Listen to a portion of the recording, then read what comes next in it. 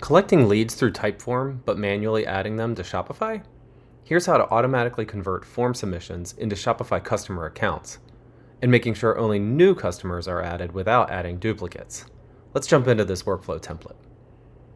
Every time someone submits your Typeform, whether it's a wholesale application, newsletter signup, or product interest form, the workflow captures their name, email, and any other data you've collected instantly. Next, we'll search your existing Shopify customers to see if this person already has an account. This prevents duplicate records and ensures clean customer data management. Here's where it gets intelligent using the built-in path tool. If the customer exists, it updates their information and, in this example, adds an existing wholesale tag.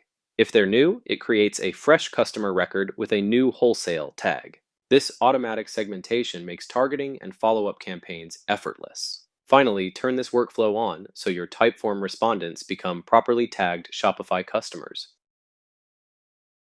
So get MESA, the AI automation platform that helps you do more with less effort. Get started today with templates like this one or build your own workflows from scratch. Make it happen at getmesa.com.